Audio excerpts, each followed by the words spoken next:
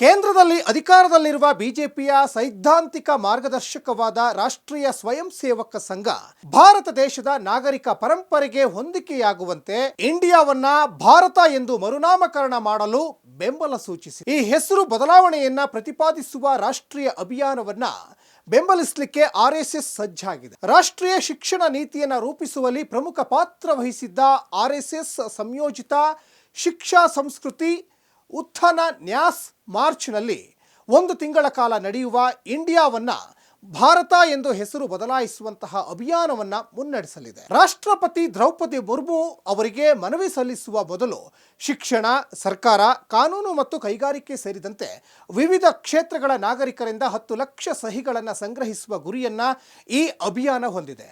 ಈ ಅಭಿಯಾನವನ್ನ ಘೋಷಿಸಿದ ನ್ಯಾಸ್ನ ರಾಷ್ಟ್ರೀಯ ಪ್ರಧಾನ ಕಾರ್ಯದರ್ಶಿ ಅತುಲ್ ಕೊಠಾರಿ ಭಾರತ ಎಂಬ ಹೆಸರು ಆಳವಾದ ಐತಿಹಾಸಿಕ ಮತ್ತು ಸಾಂಸ್ಕೃತಿಕ ಮಹತ್ವವನ್ನು ಹೊಂದಿದೆ ಅಂತ ಒತ್ತಿ ಹೇಳಿದ್ದಾರೆ. ಇಂಡಿಯಾ ಕೇವಲ ಒಂದು ಹೆಸರು, ಆದರೆ ಭಾರತ ಒಂದು ಭಾವನೆ, ಅದು ನಮ್ಮ ಪೂರ್ವಜರ ಪರಂಪರೆ. ನಾವು ಮಾರ್ಚ್ನಲ್ಲಿ 10 ಲಕ್ಷ ಸಹಿಗಳನ್ನು ಸಂಗ್ರಹಿಸಿ ರಾಷ್ಟ್ರಪತಿಗಳಿಗೆ ಮನವಿ ಸಲ್ಲಿಸ್ತೇವೆ. ರಾಷ್ಟ್ರವನ್ನ ಭಾರತ ಎಂದು ಮರುನಾಮಕರಣ ಮಾಡಲು ಸಾಂವಿಧಾನಿಕ ಪರಿಶೀಲನೆಗೆ ಒತ್ತಾಯಿಸ್ತೇವೆ ಅಂತ ಕೊಠಾರಿ ದೆಹಲಿಯಲ್ಲಿ ನಡೆದ ನ್ಯಾಸ್ ಕಾರ್ಯಕ್ರಮದಲ್ಲಿ ಹೇಳಿದ್ದಾರೆ. ಇನ್ನು ಈ ಅಭಿಯಾನಕ್ಕೆ ಆರ್ಎಸ್ಎಸ್ನ ಹಿರಿಯ ನಾಯಕರಿಂದ ಬಲವಾದ ಬೆಂಬಲ ದೊರಕಿತ್ತು. ಇದು ಆಂದೋಲನಕ್ಕೆ ಸಾಂಸ್ಥಿಕ ಬೆಂಬಲವನ್ನು ಸೂಚಿಸುತ್ತೆ.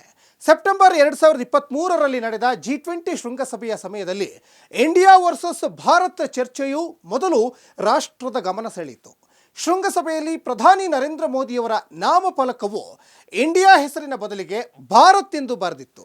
ಇದಾದ ನಂತರ ಮತ್ತಷ್ಟು ಊಹಾಪೋಹಗಳಿಗೆ ಉತ್ತೇಜನ ನೀಡಿದ ರಾಷ್ಟ್ರಪತಿ ದ್ರೌಪದಿ ಮುರ್ಮು ಇಂಡಿಯಾದ ರಾಷ್ಟ್ರಪತಿ ಬದಲಿಗೆ ಭಾರತದ ರಾಷ್ಟ್ರಪತಿ ಎಂಬ ಶೀರ್ಷಿಕೆಯಡಿಯಲ್ಲಿ ಅಧಿಕೃತ G20 ಭೋಜನಕೂಟದ ಆಹ್ವಾನಗಳನ್ನು ಕಳುಹಿಸಿದರು.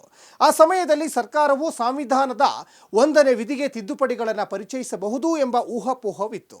ಆ ವಿಧಿಯಲ್ಲಿ ಭಾರತ ಅಂದರೆ ಇಂಗ್ಲಿಷ್ ಭಾಷೆಯಲ್ಲಿ ಇಂಡಿಯಾ ರಾಜ್ಯಗಳ ಒಕ್ಕೂಟವಾಗಿರುತ್ತೆ ಅಂತ ನಮೂದಿಸಲಾಗಿತ್ತು. ಇನ್ನು ಇಂಡಿಯಾ ವರ್ಸಸ್ ಭಾರತ ಚರ್ಚೆಯು ಸೆಪ್ಟೆಂಬರ್ 1949ರಲ್ಲಿ ನಡೆದ ಸಂವಿಧಾನ ಸಭೆಯ ಚರ್ಚೆಗಳಿಗಿಂತಲೂ ಹಿಂದಿನದು ಅಂತ ಐತಿಹಾಸಿಕ ದಾಖಲೆಗಳು ತೋರಿಸ್ತವೆ.